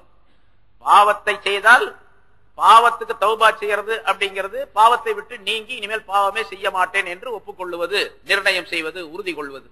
அதே போல முஷ்ரிக்கு பார்த்து நீ தௌபா செய் அப்படின்னு சொன்னா என்ன அர்த்தம்? ஷிர்க விட்டு வெளியே வந்துரு, இஸ்லாத்தை ஏற்றுக்கொள் என்பதாக பொருள். பயின் துபுத்தும், நீங்கள் தௌபா செய்தால் ஓஹோ ஹைருல் லக்கும், அதாவது ஷிர்கை விட்டு நீங்கினால் அது உங்களுக்கு ரொம்ப நல்லது. பயின் தவல்லைத்தும், நீங்கள் புறக்கணித்தால், இல்ல நாங்க ஷிர்கை விட்டு வரமாட்டோம், பழைய மதுஹப் மார்க்கத்துல தான் நாங்க இருப்போம் அப்படின்னு சொன்னா, பாலமு அறிந்து கொள்ளுங்கள், அன்னக்கும் கைரு முஜிஸில்லாஹி, நீங்கள் அல்லாஹ்வை தோற்கடிக்க கூடியவர்கள் அல்லர், அல்லாஹ்வை பலவீனப்படுத்தக்கூடியவர்களும் அல்லர். வ அன்னல்லாஹ வ பஷ்ஷிரில் லதீன கஃபரு பிஅதாபின் அதீம், யார் நிராகரித்துக் கொண்டிருக்கின்றார்களோ அவர்களுக்கு நோவினை தரும் வேதனை கியாமத் நாள்ல உண்டு என்பதையும் நீர் அறிவித்து விடுவீராக என்று அல்லாஹ் தஆலா சொல்லுகின்றார். சரி, இப்ப முஷ்ரிக்கீன்களை இந்த ஒப்பந்தத்தை முறித்ததின் காரணமாக முஷ்ரிக்கீன்களை விட்டு அவர்கள் நீங்கி கொண்டார்கள், அல்லாஹ் ரசூலுடைய தொடர்பு நீங்கி விட்டது என்பதாக பொருளாகும். ஆனா அதே நேரத்தில் 9வது ஆண்டு ஹஜ்ரத் அபூபக்கர் சித்திக் ரலியல்லாஹு தஆலா அன்ஹுடைய தலைமையில ஒரு 300 பேர் கொண்ட குழுவை ரசூலுல்லாஹி ஸல்லல்லாஹு அலைஹி வஸல்லம் அனுப்பி வைத்த நேரத்தில் ரசூலுல்லாஹி ஸல்லல்லாஹு அலைஹி வஸல்லம் அவர்கள் ஹஜ்ரத் அலி ரலியல்லாஹு தஆலா அன்ஹு அவர்களை கூப்பிட்டு, அதுக்கு அடுத்த அபூபக்கர் சித்திக் புறப்பட்டு போயிட்டாங்க. அடுத்து கொஞ்ச நேரத்திலே ரசூலுல்லாஹி ஸல்லல்லாஹு அலைஹி வஸல்லம் அலி ரலியல்லாஹு தஆலா அன்ஹு கூப்பிட்டு, ஒரு விஷயத்தை நான் உனக்கு சொல்லுகின்றேன், இதை அபூபக்கர் சித்திக் ரலியல்லாஹு தஆலா அவர்களோடு நீயும் சென்று அரபாவுடைய மைதானத்திலே, மினாவிலே, மக்காவிலே, இந்த இடங்களில் எல்லாம் நான் சொல்லக்கூடிய இந்த விஷயத்தை நீ அறிவிக்க வேண்டும் என்பதாக ரசூலுல்லாஹி ஸல்லல்லாஹு அலைஹி வஸல்லம் அவர்கள் அலி ரலியல்லாஹு தஆலா அன்ஹு அவர்களை அனுப்பி வைத்தார்கள். ஹஜ்ரத் அலி ரலியல்லாஹு தஆலா அன்ஹு அவர்கள் உடனடியாக அந்த விஷயத்தை கேட்டுக்கொண்டு 4 விஷயங்களை சொல்லி அனுப்பினார்கள், 4 அறிவிப்புகளை சொல்லி அனுப்பினார்கள். அதை கேட்டுக்கொண்டு அலி ரலியல்லாஹு தஆலா அன்ஹு அபூபக்கர் சித்திக் ரலியல்லாஹு தஆலா அன்ஹு அவர்களிடத்துல போய் சொன்ன உடனே, இந்த மாதிரி ரசூலுல்லாஹி ஸல்லல்லாஹு அலைஹி வஸல்லம் என்னை அனுப்பியிருக்காங்க, உங்க கூட போக சொன்னாங்க, மக்காவிலும் மினாவிலும் அரபாவிலும் இந்த செய்தி எல்லாம் அறிவிக்க சொன்னாங்க மக்களுக்கு அப்படின்னு சொன்ன உடனே ஹஜ்ரத் அபூபக்கர் சித்திக் ரலியல்லாஹு தஆலா அன்ஹு அவர்கள் அவங்க தான் அமீரா நியமனம் பண்ணி அனுப்பப்பட்டார்கள். ஆனா பின்னால அலி ரலியல்லாஹு தஆலா அன்ஹு இந்த செய்தியை சொன்ன உடனே அவங்களுக்கு ஒரு சந்தேகம் வந்துருச்சு, என்கிட்ட அந்த செய்தியை சொல்லி இருக்கலாமே, அலிகிட்ட ஏன் சொன்னாங்க? அந்த அறிவிக்கக்கூடிய செய்தியை என்னிடத்துல சொல்லி இருக்கலாம் அல்லவா, ஏன் அலி இடத்துல சொல்லி அனுப்புனாங்க? அதை விளக்கம் தெரிஞ்சுக்கிட்டா நல்லா இருக்கும் அப்படிங்கிறதுக்காக வேண்டி, வேற எந்த விதமான காரணம் அல்ல, பொறாமை அல்ல, மனசுல தவறான எண்ணம் அல்ல. அபூபக்கர் சித்திக் ரலியல்லாஹு தெரிஞ்சு கொள்ள வேண்டும் என்பதற்காக ரசூலுல்லாஹி ஸல்லல்லாஹு அலைஹி வஸல்லம் என்னுடைய தாயும் தந்தையும் தங்களுக்கு அர்ப்பணமாக என்னுடைய விஷயத்திலே என்னை பற்றி அல்லாஹ் தஆலா உங்களுக்கு ஏதாவது வஹி இறக்கி வைத்திருக்கின்றானா அப்படின்னு கேட்டாங்க. அப்படின்னா என்ன அர்த்தம் கேட்டா, என்ன கேட்கிறாங்க கேட்டா, நான் ஏதாச்சும் தப்பா தவறா நடந்துட்டேன்னா, என்னை பத்தி ஏதாவது குறை சொன்னானா அல்லாஹ் தஆலா, என்கிட்ட அந்த செய்தியை சொல்லாம தனியா அலிய நீங்க அனுப்பியிருக்கிறீங்களே அப்படிங்கிற கருத்தெல்லாம் அதுக்குள்ள இருக்குது. ஒரே ஒரு சின்ன வாசகம் அவங்க கேட்கிறாங்க, உன்சில ஃபீ ஷஅனி ஷைஉன், என் விஷயத்திலே ஏதாவது விஷயம் அருளப்பட்டு இருக்கின்றதா அப்படின்னு கேட்டாங்க. அபூபக்கர் சித்திக் ரலியல்லாஹு தஆலா மிகப்பெரிய ஒரு தன்மையையும் சிறப்பான பண்பையும் அஹ்லாக்கையும் அல்லாஹுடைய பயத்தையும் ரசூலின் மீதும் உள்ள மரியாதையும் சொல்லி காட்டுகின்றது இந்த வாசம். என்னை பத்தி அல்லாஹ் ஏதாச்சும் அனுப்பிட்டானா, உங்களுக்கு செய்தி அனுப்பிட்டானா?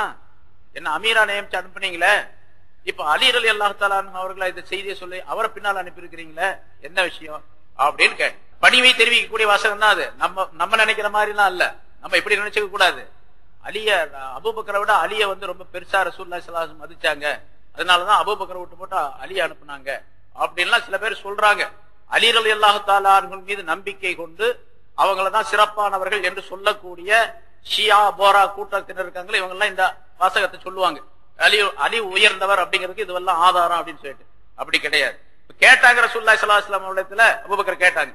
ஸல்லல்லாஹு அலைஹி வஸல்லம் சொன்னாங்க, இல்ல இல்ல அப்படி எல்லாம் கிடையாது, அல்லாஹ் எனக்கு எந்த செய்தியும் அனுப்பல, இருந்தாலும் அலி ரலியல்லாஹு தஆலா அவர்களிடத்துல நான் எந்த செய்தியை சொல்லி அனுப்பினோ அந்த செய்தி அந்த மக்களுக்கு, அரபு நாட்டு மக்களுக்கு சொல்ல வேண்டிய பொறுப்பு என்னுடையது. நான் தான் சொல்லணும், நான் தான் அல்லாஹ்வுடைய ரசூல். சொல்ல வேண்டிய பொறுப்பு யாருக்கு சேர்ந்தது? என்னை சேர்ந்தது. நான் தான் போய் சொல்லணும். ஆனா நான் இப்ப போகல, நான் அடுத்த வருஷம் தான் போக போறேன் இன்ஷா அல்லாஹ். இப்ப உங்களை அனுப்பி இருக்கிறேன், உங்களை தலைமையில அனுப்பி இருக்கிறேன்.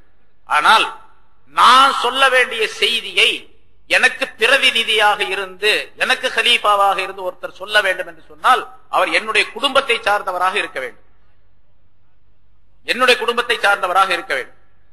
அதனாலதான் அலி ரலியல்லாஹு தஆலா அவர்கள் என்னுடைய குடும்பத்தை சார்ந்தவர், என்னுடைய மருமகன் அவர். அஹ்லுல் பைத் என்று அல்லாஹ் தஆலா சொல்றார், அந்த குடும்பத்தில் சேர்ந்தவர். அதனாலதான் அலி ரலியல்லாஹு தஆலா அவர்களை அனுப்பினேன் என்று சொன்னார்கள். அபூபக்கருக்கு சமாதானம் ஆயிடுச்சு, சரிதான் அப்படின்னு. இருந்தாலும் அபூபக்கர் சித்திக் ரலியல்லாஹு தஆலா அலியை விட உயர்ந்தவர்கள், அந்தஸ்துல உயர்ந்தவர்கள். இவங்க குடும்பத்தை சேர்ந்தவங்க அது இருக்கலாம், ஆனா அலிக்கும் அபூபக்கருக்கும் பார்க்கும்போது அபூபக்கர் சித்திக் உயர்ந்தவர் இல்லையா? ஈமானே அப்படித்தான் கொள்ளணும், நம்பிக்கை அப்படித்தான் இருக்கணும்.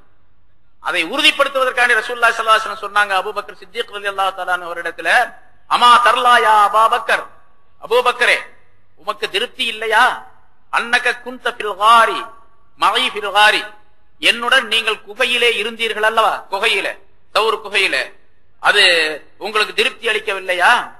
அன்னக சாஹிபி அலல் ஹவுல், அது அல்லாமல் கியாமத் நாளிலே ஹவுலுல் கௌசர் என்ற தடாகத்திலே என்னோடு சேர்ந்து எல்லாருக்கும் தண்ணி கொடுத்துக்கிட்டு இருப்பீங்களே, அதுவும் உங்களுக்கு திருப்தி அளிக்கவில்லையா என்று ரசூலுல்லாஹி ஸல்லல்லாஹு அலைஹி வஸல்லம் கேட்ட பொழுது, பலா யா ரசூலல்லாஹ், ஆம் யா ரசூலல்லாஹ், எனக்கு அது ரொம்ப திருப்தி தான் என்பதாக சொல்லிவிட்டு சென்றார்கள் என்பதாக.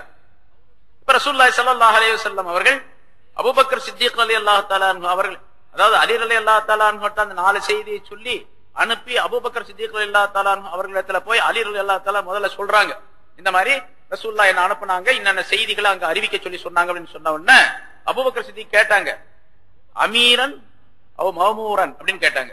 அமீராக இருந்தா அல்லது அமீருக்கு கீழே இருந்தா அப்படின்னு கேட்டாங்க. மஹ்மூர் அப்படின்னு சொன்னா சாதாரணமான ஆள், அமீருக்கு கீழே இருக்கிறார். அமீரா மஹ்மூரா நீங்க அப்படின்னு கேட்டாங்க.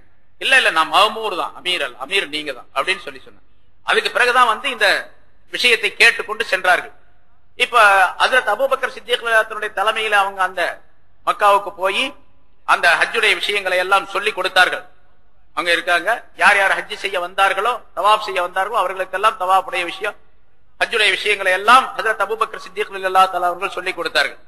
பிறகு ஹஜ்ரத் அலி ரலியல்லாஹு தஆலா அவர்களிடத்திலே மக்காவிலும் மினாவிலும் அரபாவிலும் எல்லா இடங்களிலும் அபூபக்கர் சித்திக் ரலியல்லாஹு தஆலா சொன்னார்கள், அலியே எழுந்திருப்பீராக, ரசூலுல்லாஹி ஸல்லல்லாஹு அலைஹி வஸல்லம் அவர்கள் சொன்ன செய்தியை இந்த மக்களுக்கு மத்தியிலே தெளிவாக பகிரங்கமாக அறிவிப்பீராக என்று ரசூலுல்லாஹி ஹஜ்ரத் அபூபக்கர் சித்திக் ரலியல்லாஹு தஆலா அவர்கள் சொன்னார்கள். ஹஜ்ரத் அலி ரலியல்லாஹு தஆலா அவர்கள் எழுந்திருந்து 4 விஷயங்களை சொன்னார்கள் என்பதாக குறிப்பிடப்படுகின்றது. 4 விஷயங்கள். இந்த அல்லாஹ்வுடைய இந்த வீட்டை இன்றிலிருந்து யாரும் நிர்வாணமாக தவாப் செய்யக்கூடாது. முதல் கட்டளை, யாருமே நிர்வாணமாக தவாப் செய்யக்கூடாது. இரண்டாவதாக, இந்த ஆண்டுக்கு பிறகு 9வது ஆண்டு, இந்த ஆண்டுக்கு பிறகு இனிமேல் எப்பொழுதுமே முஷ்ரிக்குகள், இணை வைப்பவர்கள் யாரும் இந்த ஹரமுடைய எல்லைக்குள் வரக்கூடாது. ஹரமுடைய எல்லைக்குள் யாருமே வரக்கூடாது. அதுக்குத்தான் முன்னால சொன்னோம், ஒரு தவணை 4 மாசம் யாராவது ஒப்பந்தம் செய்திருந்தால் அந்த ஒப்பந்தப்படி உள்ள கால அளவு இது முடிஞ்ச உடனே அவங்க இதை விட்டு வெளியேறிடணும். ஒண்ணு இஸ்லாத்துக்கு வந்துடணும், முஸ்லிம்களாக ஆயிட்டாங்க அப்படின்னு சொன்னா பிரச்சனை எல்லாம் அங்க இருக்கலாம். இஸ்லாத்தை ஏற்றுக்கொள்ளவில்லை என்று சொன்னா இந்த ஹரமுடைய எல்லைக்கு வெளியே போயிடும் அப்படிங்கிற ஒப்பந்தம் இருக்குது. பின்னால் அது அந்த இதை அடுத்த ஆயத்தில் அல்லாஹ் சொல்லி காட்டுகின்றார். இப்படி 4 விஷயங்களை ரசூலுல்லாஹி ஸல்லல்லாஹு அலைஹி வஸல்லம் அவர்கள் ஹஜ்ரத் அலி ரலியல்லாஹு தஆலா அன்ஹு சொன்னார்கள். ஹஜ்ரத் அலி ரலியல்லாஹு தஆலா அன்ஹு அவர்கள் அது மக்களுக்கு அறிவித்தார்கள் என்பதாக குறிப்பிடப்படுகின்றது. ஆக அந்த 4 விஷயங்களை ரசூலுல்லாஹி ஸல்லல்லாஹு அலைஹி வஸல்லம் அவர்கள் சொல்லி அனுப்பி மக்கள் அதெல்லாம் ஏற்றுக்கொண்டு செயல்பட்டார்கள். அன்றைய அந்த வருஷத்துல 9வது ஆண்டு, ஹிஜ்ரி 9வது ஆண்டுல இந்த விஷயங்கள் எல்லாம் சொல்லப்பட்ட பிறகு ரசூலுல்லாஹி ஸல்லல்லாஹு அலைஹி வஸல்லம் அவர்கள் எப்படி ஹஜ்ஜுடைய சட்டங்களை சொல்லிக் கொடுத்தார்களோ அந்த முறைப்படிக்கு மக்கள் விளங்கி அந்த ஹஜ்ஜுடைய காரியங்களை நிறைவேற்றினார்கள் அன்றைக்கு. அதற்கு அடுத்த ஆண்டு இப்ப தெளிவுபடுத்தப்பட்டு விட்டது. அடுத்த வருஷத்துக்குள்ள ரசூலுல்லாஹி ஸல்லல்லாஹு அலைஹி வஸல்லம் கட்டளையிட்ட அந்த முறைப்படிக்கு எந்த முஷ்ரிக்குகளும் கிடையாது. ஹரமுடைய எல்லையில எந்த முஷ்ரிக்குகளும் இல்லை. ரசூலுல்லாஹி ஸல்லல்லாஹு அலைஹி வஸல்லம் 10வது வருஷம் ஹஜ்ஜுக்கு வரக்கூடிய நேரத்தில் அந்த காலத்துல எந்த முஷ்ரிக்கும் மக்காவில் கிடையாது. ஏன்னா 4 மாசம் தவணை சில பேர் ஒப்பந்தம் செய்திருந்தார்கள். அந்த ஒப்பந்தப்படி பாத்தீங்கன்னு சொன்னா இன்னும் கொஞ்சம் கூடுதலான நாள். 4 விதமான ஜமாஅத்துகள், 4 விதமான கூட்டத்தினராக ஸல்லல்லாஹு அலைஹி வஸல்லம் அவர்களுடைய அந்த ஒப்பந்தத்தை முறித்த காரணத்தால் முஷ்ரிக்கீன்கள் 4 விதமான கூட்டத்தினராக பிரிவு பெற்றார்கள். அந்த 4 விதமான கூட்டத்திற்கும் 4 விதமான சட்டங்களை அல்லாஹ் தஆலா இந்த ஆயத்துகளிலே சொல்லி காட்டுகின்றான். முதல் சட்டம், அதுக்கு அடுத்த ஆயத்தில் அல்லாஹ் குறிப்பிடுகின்றான், குறைஷியர்கள் யார், மக்காவாசிகள், இவங்களை அந்த ஹுதைபியாவுடைய உடன்படிக்கை முறித்து விட்டார்கள். முறித்து விட்ட காரணத்தால் அவர்களுக்கு ஒரு தவணை தரப்பட்டது. அந்த தவணைக்குள்ளாக அவர்கள் இஸ்லாத்தை ஏற்றுக்கொள்ள வேண்டும், இல்லாவிட்டால் இதை விட்டு வெளியேறிவிட வேண்டும். அந்த தவணை காலம் எவ்வளவுன்னு கேட்டா அதான் 4 மாசம் அப்படின்னு சொல்றது. அது முஹர்ரம் மாதம் கடைசி வரைக்கும் அந்த தவணை இருக்கின்றது அவர்களுக்கு. அதை அல்லாஹ் தஆலா அடுத்த ஆயத்திலே சொல்றார், இதன் சலஹல் அஷ்ஹுருல் ஹுரும், கண்ணியத்திற்குரிய அந்த மாதங்கள் கடந்து விட்டால், அதாவது 4 மாசம் கண்ணியத்திற்குரிய மாதங்கள் என்பதாக இஸ்லாத்தில் ஆக்கப்பட்டு இருக்கின்றது. இந்த 4 மாதங்கள் கடந்து விட்டால், 4 மாதங்களை ரசூலுல்லாஹி ஸல்லல்லாஹு அலைஹி வஸல்லம் அவர்கள் சொன்னது ஹஜ்ஜுடைய நாள்ல துல்காதா, துல்ஹஜ், முஹர்ரம், இந்த 3 மாசம். தனியா இன்னொரு மாசம் ரஜப் மாசம், அது தனியா இருக்குது. இப்ப ரசூலுல்லாஹி ஸல்லல்லாஹு அலைஹி வஸல்லம் அவர்கள் இந்த பிரகடனத்தை செய்யக்கூடிய நேரத்துல ஹஜ்ஜுடைய காலத்துல செஞ்சாங்க துல்காதா, துல்ஹஜ், முஹர்ரம். அப்போ முஹர்ரம் முடியற வரைக்கும் அவங்களுக்கு தவணை இருக்கின்றது. இந்த தவணைக்குள்ளாக அவர்கள் இஸ்லாத்தை ஏற்றுக்கொள்ள வேண்டும் அல்லது இங்கிருந்து வெளியேறிவிட வேண்டும். இதை முதல் குறைஷியர்களுக்கு ஒரு சட்டமாக அல்லாஹ் தஆலா சொன்னார். ஸல்லல்லாஹு அலைஹி வஸல்லம் அவர்கள் அதை அறிவித்தார்கள். 2வது ஒரு ஜமாத் என்னன்னு கேட்டீங்கன்னா, ரசூலுல்லாஹி ஸல்லல்லாஹு அலைஹி வஸல்லம் அவர்கள் ஒப்பந்தம் செய்திருக்கிறார். முதல்ல சொன்ன பாருங்க, அந்த ஹுஸா என்ற ஒரு கூட்டம் ரசூலுல்லாஹி ஸல்லல்லாஹு அலைஹி வஸல்லம் அவர்கள் ஒப்பந்தம் செய்திருந்தார்கள். இது போன்ற அந்த அரபு நாட்டை சுற்றியுள்ள சில மக்கள் ரசூலுல்லாஹி ஸல்லல்லாஹு அலைஹி வஸல்லம் அவர்கள் ஒப்பந்தம் செய்திருக்கின்றார்கள்.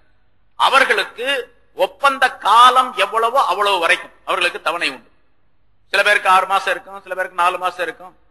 இந்த நேரத்தில் அதிகபட்சமாக ஒரு கூட்டத்தார் ரசூலுல்லாஹி ஸல்லல்லாஹு அலைஹி வஸல்லம் அவர்களோடு ஒப்பந்தம் செய்து கொண்டவர்களுக்கு 9 மாசம் தவணை இருந்தது. அதிகபட்சமாக 9 மாசம் இருந்தது. இதை அல்லாஹ் தஆலா அடுத்த ஆயத்திலே சொல்லுகின்றான், இல்லல்லதீன ஆஹத்தும் மினல் முஷ்ரிகீன, முஷ்ரிகீன்களில் இருந்து நீங்கள் யாரோடு உடன்படிக்கை செய்து கொண்டீர்களோ அவர்களை தவிர, சும்ம லம் யன்குசூக்கும் ஷைஆ, பிறகு அவர்கள் அந்த உடன்படிக்கையில் எந்த குறையும் உங்களிடத்தில் வைக்கவில்லை, உங்களிடத்தில் எந்த குறையும் வைக்கவில்லை. அதாவது உடன்படிக்கை முறிக்கிறதோ அல்லது மாத்துறதோ வேறு விதமான தவறான காரியத்தை செய்வது எதுவுமே அவர்களிடத்தில் நிகழவில்லை. வலம் யுலாஹிரு அலைக்கும் அஹதன், உங்களுக்கு எதிராக வேறு யாரிடத்திலும் அவர்கள் போர் தொடுக்கவும் இல்லை. உங்களுக்கு எதிராக வேறு யாரிடத்திலும் கூட்டு சேர்ந்து போர் தொடுக்கக்கூடிய அல்லது எதிர்க்கக்கூடிய நிலையும் ஏற்படவில்லை.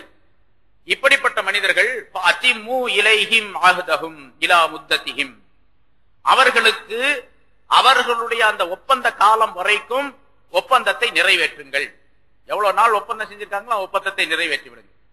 முதல்ல சொன்ன குறைஷியர்களுக்கு முஹர்ரம் மாசம் கடைசியோடு அவருடைய தவணை முடிஞ்சு போச்சு.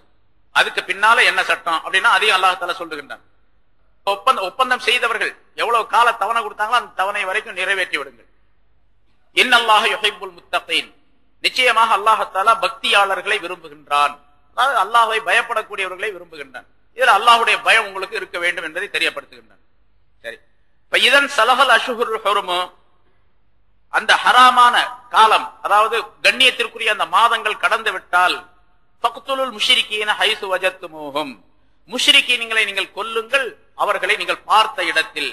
பெற்றுக்கொண்ட இடத்தில் என்று அல்லாஹ் குறிப்பிடுகிறார். இது அவர்கள் யார் ஒப்பந்தத்தை முறித்தார்களோ அந்த மக்காவாசிகள் அவர்கள். ஏன்னா இந்த ஆயத்து பொதுவாக இப்ப ராமகுமாரம் உள்ள ஆளுகள்லாம் சொல்லிட்டு இருப்பாங்க, குர்ஆன்ல 24 ஆயத்து எங்களை கொலை செய்ய சொல்லி சொல்லுது, அதுல முஷ்ரிக்கீன்களை கொல்ல சொல்லி தெளிவாகவே குர்ஆன்ல இருக்குது அப்படின்லாம் சொல்லி நிறைய பிரச்சாரம் பண்றாங்க, கேட்டிருப்பீங்க, பல இடங்கள்ல பார்த்திருப்பீங்க, விஷயங்கள்லாம் கேட்டிருப்பீங்க.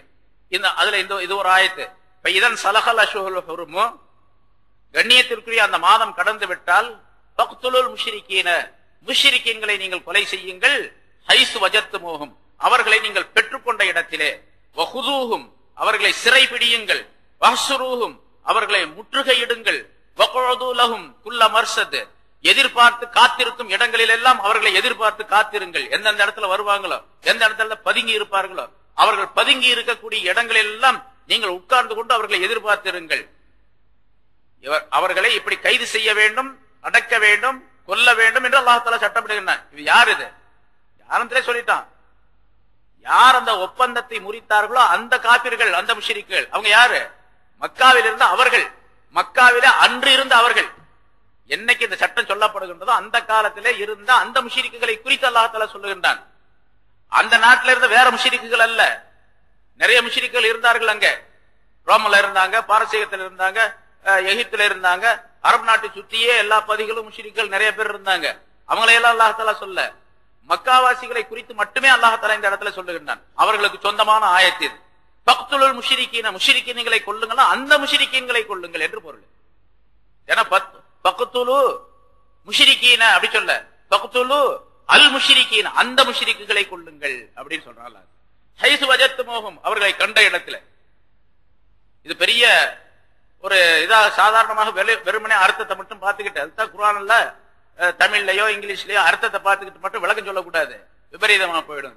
சரி, இப்போ இங்க அல்லாஹ் தஆலா அவர்களுக்கு இந்த கண்டிஷன் எல்லாம் போடுங்க, இந்த சட்டங்களை எல்லாம் சொல்லி அவங்கள கொல்லுங்கள், அவங்கள சிறை பிடியுங்கள், முற்றுகையிடுங்கள், அவங்க வர்ற இடங்கள்லாம் எங்கெங்க பதுங்கி இருக்காங்களோ அங்கெல்லாம் காத்திருந்து அவங்கள பிடிக்குங்க, ஆளை பிடிச்சு கொலை செய்யுங்க என்றெல்லாம் அல்லாஹ் தஆலா சொல்லு. ஏன்னா அவ்வளவு கடுமையான எதிர்ப்புடையவர்கள் அவர்களாக இருந்தார்கள். அதனால் சரி, இப்ப இன் தாபு, அவர்கள் தௌபா செய்து விட்டால், அப்படி பாக்குறீங்க, பார்த்த உடனே நான் இஸ்லாத்தை ஏற்றுக்கொண்டாங்க, இது மேல ஒண்ணும் செய்யாதீங்க, நான் இஸ்லாத்தை ஏற்றுக்கொண்டேன் அப்படின்னு கலிமா சொல்றாரு அப்படின்னு வச்சுங்க. இன் தாபு, அவர்கள் தௌபா செய்தால், ஷிர்கை விட்டும் தௌபா செய்தால், தௌபா செய்வது மட்டுமல்ல, சிறுக்கை விட்டு இஸ்லாத்துக்கு வர்றது மட்டுமல்ல, அகாமுஸ் ஸலா, தொழுகையை அவர்கள் நிலை நிறுத்தினால், வாத்து ஸகா, ஸகாத்தை கொடுத்தால், ஃபஹல்லு சபீலஹும், அவருடைய வழியை விட்டுடுங்க, அவங்க வழி போயிட்டு போற சரியா போச்சு, அவங்க எந்த பிரச்சனையும் அவங்கள்ட்ட கிடையாது, அவங்களை எந்த விதமான தொந்தரவும் செய்யக்கூடாது. இஸ்லாத்தை ஏற்றுக்கொள்ள பையன் தாபு, தௌபா செய்தால் என்று சொன்னால் இஸ்லாத்தை ஏற்றுக்கொள்ள வேண்டும். இஸ்லாத்தை ஏற்றுக்கொண்டால் மட்டும் பத்தாது, தொழுகையை நிலை நிறுத்த வேண்டும், ஜகாத் கொடுத்து வர வேண்டும். தொழுகை நிலை நிறுத்துறது அப்படின்னா தொழுதாத்தா, தொழுகலைனா கொல்லுங்க அப்படின்னு அர்த்தம் அல்ல. தொழுகை கடமை அப்படிங்கறது ஏற்றுக்கொண்டா போதும். இப்ப நிறைய பேர் இருக்காங்க, எத்தனை சதவிகிதம் தொழுகிறோம், தொழுகிறவங்க எத்தனை சதவிகிதம் பள்ளியாசல்கள்ல ஒரு 10-15% தான் தொழுகிறாங்க. 80-85% தொழுகிறதே கிடையாது. அந்த 80-85 தொழுகாத மனிதர்கள் வெளியே இருக்கிறாங்க. போய் பார்த்தாலும் டீ கடையில உட்கார்ந்து இருப்பாங்க, நிறைய கடத்தல உட்கார்ந்து இருப்பாங்க, கடைகள்ல தொழுவே மாட்டாங்க. அவங்க முஸ்லீம் அல்லவா, அவங்களெல்லாம் கொலை செஞ்சிடலாமா? இங்க அல்லாஹ் தஆலா தொழுகை என்ன கொலை செய்ய சொல்லி சொல்றாங்க அப்படின்னா, தொழுகையை ஏற்றுக்கொள்ளாவிட்டால், அந்த கடையில உட்கார்ந்து இருக்காரு பாருங்க, தொழுகாம ஜும்மாவுக்கு தான் வருவார், சும்மா வருவார் எப்பாவது ஒரு நாளைக்கு, அல்லது எப்பாவது ஒரு நாளைக்கு ஏது பெருநாள் அன்னைக்கு வருவார். அவர்கிட்ட போய் கேட்கறீங்க, தொழுகை கடமையாச்சாப்பா, கட்டாயமா தொழுகிறமே, தொழுகாம இருக்கிறிய, கடமை தான், என்ன பண்றது, வர முடியல அப்படின்னாருன்னா ஓகே, அவர் முஸ்லீம் தான். கடமையாவது மண்ணாங்கட்டியாவது அப்படின்னாருன்னா ஆளை போடணும். கடமை இல்லைன்னு மறுத்தா தான் குப்புரு வரும். கடமை இல்ல, ஜக்காத்து கொடுக்க முடியாது அப்படின்னு சொல்றாரு. அதெல்லாம் ஜக்காத்து வருஷத்துல ஒரு தடவை, வருஷம் கொடுக்க முடியாது, வயசுல ஒரு தடவை கொடுத்தா போதும் அப்படின்னு சொல்றாரு. அவரும் இந்த சட்டத்தை ஆளை போடணும் அப்படின்னு அர்த்தம். எப்ப கொடுக்கணும் அப்படின்னு இந்த ஆயத்து ஹஜ்ரத் அபூபக்கர் சித்திக் ரலியல்லாஹு தஆலா அன்ஹு அவர்கள் காரணமாக காட்டிய ஆயத்து இது. இங்க அவர்கள் அந்த முஷ்ரிக்குகள் தௌபா செய்தால், தொழுகையை நிலை நிறுத்தினால், ஜகாத்தை கொடுத்தால், ஃபஹல்லு சபீலஹும், அவர்களை விட்டுடுங்க, அவங்க வழியை விட்டுடுங்க, அவங்க வழியில போய் இடைஞ்சல் பண்ணாதீங்க அப்படின்னு அல்லாஹ் தஆலா சொல்லுகின்றார். இன்னல்லாஹ் கஃபூருர் ரஹீம், நிச்சயமா அல்லாஹ் தஆலா மன்னிக்கிறவனாக அருள் புரியக்கூடியவனாக இருக்கின்றான் என்று அல்லாஹ் தஆலா இந்த ஆயத்துல சொல்லி அந்த முஷ்ரிக்குகளுக்குரிய சட்டத்தை அல்லாஹ் குறிப்பிடுகின்றான். ஹஜ்ரத் அபூபக்கர் சித்திக் ரலியல்லாஹு தஆலா அன்ஹு அவர்கள் ஆட்சி பொறுப்பை ஏற்றுக்கொண்ட நேரத்துல ஸல்லல்லாஹு அலைஹி வஸல்லம் மௌத்தாயிட்டாங்க. ஹஜ்ரத் அபூபக்கர் ஆட்சிக்கு வந்தாங்க, பல பேர் முர்த்தத் ஆயிட்டாங்க. ரசூலுல்லாஹ் மறைஞ்ச உடனே பல பேர் முர்த்ததாயிட்டாங்க. சில பேர் என்ன பண்ணாங்க, ஜக்காத் கொடுக்க முடியாதுன்னாங்க. தொழுகிறோம், தொழுக வேணா செய்யறோம், ஜக்காத் கொடுக்க முடியாது. அதாவது கொடுக்க முடியாதுன்னு சொன்னாங்க. என்ன சொன்னாங்கன்னு கேட்டா, அந்த ரசூலுல்லாஹி ஸல்லல்லாஹு அலைஹி வஸல்லம் இருக்க வரைக்கும் கொடுத்துக்கிட்டு இருந்தோம். ஏன்னா அல்லாஹ் தஆலா ரசூலுல்லாஹி ஸல்லல்லாஹு அலைஹி வஸல்லம் அவர்களை பார்த்து தான் சொல்றான், குது மின் அம்வாலிஹிம் ஸதகத்தன் துத்தஹிருஹும் வ துஸக்கீஹிம் என்று அல்லாஹ் சொல்லுகின்றான். அதாவது அவர்களிடத்தில் ஜக்காத்தை நீர் எடுப்பீராக, ஜக்காத்துடைய பொருளை எடுப்பீராக என்று அல்லாஹ் தஆலா ரசூலுல்லாஹி ஸல்லல்லாஹு அலைஹி வஸல்லம் அவர்களுக்கு சொல்லுகின்றார். ரசூலுல்லாஹி ஸல்லல்லாஹு அலைஹி வஸல்லம் அவர்கள் இருக்கும்போது ஜக்காத்தை வாங்கினாங்க. சரி, இப்ப அந்த குது மின் அம்வாலிஹிம், குத் எடுப்பீராக என்பது ரசூலுல்லாஹ்வுக்கு சொன்னது அல்லாஹ் தஆலா, உங்களை பார்த்து சொல்லல. அதனால உங்கள்கிட்ட கொடுக்க முடியாது. நாங்க கொடுக்கறதா நாங்க கொடுத்துக்கிறோம், உங்கள்கிட்ட கொடுக்க முடியாதுன்னு சொன்னாங்க. ஜக்காத்தே கொடுக்க முடியாதுன்னு சொல்லல அவங்க, ஜக்காத்தை உங்கள்கிட்ட கொடுக்க முடியாதுன்னு சொன்னாங்க. ஜக்காத்தை உங்கள்கிட்ட கொடுக்க முடியாது, நாங்க எங்க விருப்பப்படி கொடுத்துக்கிறோம் அப்படின்னு சொன்னாங்க. ஹஜ்ரத் அபூபக்கர் சித்திக் ரலியல்லாஹு தஆலா அவங்க சொன்னாங்க, ரசூலுல்லாஹி ஸல்லல்லாஹு அலைஹி வஸல்லம் அவருடைய காலத்துல கொடுத்து கொண்டிருந்த ஒருவர் ஜக்காத் இப்ப கொடுக்க முடியாது, அதே மாதிரி கொடுக்க முடியாது என்று சொன்னால் நான் அவர்களிடத்தில் போரிடுவேன் என்பதாக சொன்னார். அவர்களிடத்தில் ஜிஹாது செய்வேன் என்பதாக சொன்னாங்க. எப்படி சொன்னாங்க, வல்லாஹி லவ் மனஊனி ரிகாலன் மிம்மா அஹத ரசூலுல்லாஹி ஸல்லல்லாஹு அலைஹி வஸல்லம் லகாத்தல்துஹும். அல்லாஹ் மீது சத்தியமாக ரசூலுல்லாஹி ஸல்லல்லாஹு அலைஹி வஸல்லம் அவர்கள் பெற்றுக்கொண்ட ஒரு பொருளில் இருந்து, ஜக்காத்துடைய பொருளில் இருந்து ஒரே ஒரு ஒட்டகம் கட்டக்கூடிய கயிற்றை, ஒரு கயிறு, காலில் கட்டக்கூடிய கயிறு இருக்குது பாருங்க, அந்த கயிற்றை எனக்கு தர மறுத்தால், நீங்கள் எனக்கு தர மறுத்தால் அவர்களிடத்தில் நான் போர் செய்வேன், யாராவது மறுத்தால் அவர்களிடத்தில் நான் போர் செய்வேன் என்று ஹஜ்ரத் அபூபக்கர் சித்திக் ரலியல்லாஹு தஆலா அவர்கள் அல்லாஹ்வின் சத்தியமிட்டு சொல்லுகின்றார்கள், நான் போர் செய்வேன் என்பதாக. ஹஜ்ரத் உமர் ரலியல்லாஹு தஆலா அவங்களோட பெரிய வீரர், அவர் சொன்னாரு, என்ன அபூபக்கரே, என்ன இப்படி அல்லாஹ் தஆலா இஸ்லாத்தை ஏற்றுக்கொள்ளவில்லை அப்படின்னா தான் போர் செய்ய சொல்லி இருக்கிறாங்க. ஸல்லல்லாஹு அலைஹி வஸல்லம் அவர்கள் சொன்னார்கள், யார் இஸ்லாத்தை ஏற்றுக்கொள்ளவில்லையோ அல்லது தொழுகையை மறுக்கின்றார்களோ இப்படிப்பட்டவர்கள் மீது போர் செய்யணும் அப்படின்னு தான் சொல்லி இருக்கிறாங்களே தவிர ஜக்காத்து கொடுக்கலன்னு சொன்னா போர் செய்யணும்னு எங்கேயும் சொல்லலையே அப்படின்னு சொன்னாங்க. அப்ப ஹஜ்ரத் அபூபக்கர் சித்திக் ரலியல்லாஹு தஆலா அவர்கள் சொன்னார்கள், தொழுகையும் ஜக்காத்தும் ஒரே மாதிரி உள்ளதுதான். அதனாலதான் ஜக்காத், தொழுகை உடலை சார்ந்த ஒரு கடமை, ஜக்காத் என்பது பொருளை சார்ந்த கடமை. ரெண்டிலே ஒன்றை மறுத்தாலும் ஒரே குற்றம் தான், அதே குற்றம் தான் அவருக்கும். அதனால எவர் ஜக்காத்து கொடுக்க மறுக்கின்றாரோ அவரிடத்தில் கண்டிப்பாக நான் போரிடுவேன் என்பதாக ஹஜ்ரத் அபூபக்கர் சித்திக் ரலியல்லாஹு தஆலா அவர்கள் சொல்லி போருக்கு தயாரானார்கள். ஹஜ்ரத் உமர் ரலியல்லாஹு தஆலா அவர்களை பார்த்து சொன்னார்கள், என்ன உமரே, நீ அறியாமை காலத்திலே, ஜஹாலத்துடைய அந்த காலத்திலே வீரராக இருந்து விட்டு இப்ப கோழையாக ஆகிவிட்டீரா அப்படின்னு கேட்டாங்க. இப்ப கோழையா போயிட்டீங்களா அப்படின்னு கேட்டாங்க. ஹஜ்ரத் அபூபக்கர், ஹஜ்ரத் உமர் ரலியல்லாஹு தஆலா அவர்கள் சொல்லுகின்றார்கள், அவர்கள் சொன்ன பிறகுதான் எனக்கு அந்த ஆயத்தினுடைய கருத்து விளங்கியது, அபூபக்கருக்கு அல்லாஹ் தஆலா ரஹ்மத் செய்வானாக என்பதாக சொன்னார்கள். ஹஜ்ரத் அபூபக்கர் சித்திக் ரலியல்லாஹு தஆலா அவர்கள் இந்த ஆயத்தை வாசித்து காட்டினார்கள். பைன் தாபு வ அகாமுஸ் ஸலாத வ ஆதவுஸ் ஸகாத ஃபஹல்லு சபீலஹும். தௌபா செய்து ஷிர்கை விட்டு தௌபா செய்து விட்டார், தொழுகையை நிலைநிறுத்தினால், ஜகாத் கொடுத்து வந்தால் அவருடைய வழியை விட்டு விடுங்கள் அப்படின்னு அல்லாஹ் தஆலா சொல்றான். இங்க தொழுகை, இஸ்லாத்தை ஏற்றுக்கொண்டு தொழுகை மட்டும் அல்லாஹ் தஆலா சொல்ல, ஜகாத்தை சேர்த்து சொல்றான் என்று இந்த ஆயத்தை சொல்லிய பொழுது ஹஜ்ரத் அப்துல்லாஹ் இப்னு அஸ்லம், ஸைத் இப்னு அஸ்லம் ரலியல்லாஹு தஆலா அவர்கள் சொன்னார்கள், என்ன அழகான விளக்கம், யர்ஹமுல்லாஹ் அபூபக்கர், அபூபக்கர் ரலியல்லாஹு தஆலா அவர்களுக்கு அல்லாஹ் தஆலா ரஹ்மத் செய்வானாக, மா கான அஃகஹு, இந்த ஆயத்தை என்ன மாதிரி அவர் விளங்கி இருக்கின்றார் என்பதாக சொல்லி ஆச்சரியப்பட்டு சொன்னார்கள் என்பதாக குறிப்பிடப்படுகின்றது.